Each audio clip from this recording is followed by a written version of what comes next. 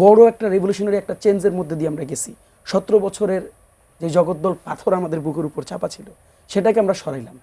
এটা কি কোনো বিশেষ কোনো গ্রুপের জন্য সরানো হলো? হাদি তো কখনো আসলে ভাঙচুরের রাজনীতি চায়নি, তিনি কখনো আসলে এই ধরনের রাজনীতি পছন্দ করেনি। তিনি তার জায়গা থেকে সবসময় জানিয়েছেন, এর আগে ডেইলি স্টারে যখন হামলা হয়েছে তিনি সেই স্ট্যান্ড নিয়েছেন। তাহলে এই সুযোগটা আসলে কারা নিচ্ছে? দেখেন, মানে এই কোশ্চেনের উত্তরটা তো আসলে হাদি ইনফ্যাক্ট নিজেও দিয়েছে।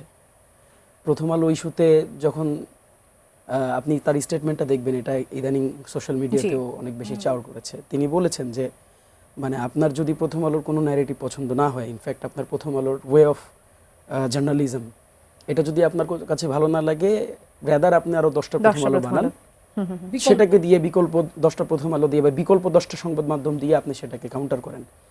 কাজী দেখেন, এটা একটা স্যাবোটেজ।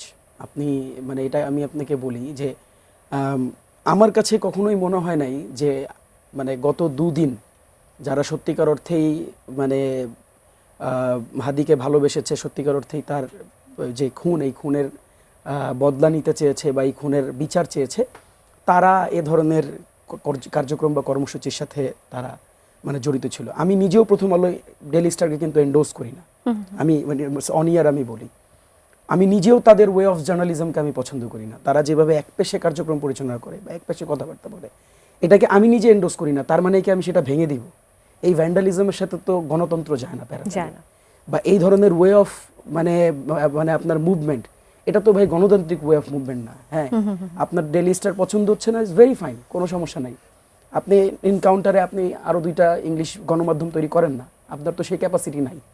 ভাঙার ক্যাপাসিটি শুধু থাকলে হবে না, গড়ার ক্যাপাসিটিও থাকতে হবে না। আপনি মুস্তাফিজ বা কাকে আপনি কোট করেছেন, আমি মানে সরাসরি তাকে চিনি না, এবং ছাত্র শিবিরের যদি তিনি মানে নেতৃস্থানীয় কেউ হয়ে থাকেন, দেখেন আমি একটা স্পষ্ট ব্যাপার বলি, মানে এটা ছাত্র শিবির হোক বা আদার এনি পলিটিক্যাল পার্টি হোক, এটাকে তো আমরা এন্ডোর্স করতে পারি না, এটাকে আমরা অ্যাপ্রিসিয়েটও করতে পারি না।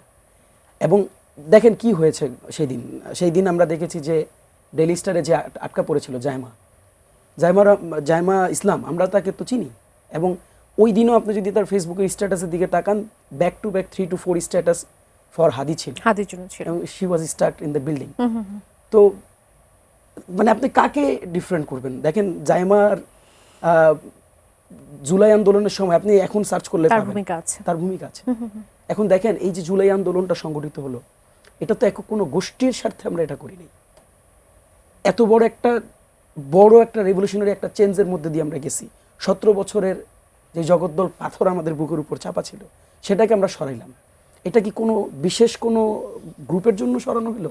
আমি যদি বলি এখান থেকে মানে যারা লেফট পলিটিক্স করে বা বামপন্থী রাজনীতি, আমরা যদি বলি এককভাবে তারা এটার অ্যাডভান্টেজ পাবে, সেটাও ভুল।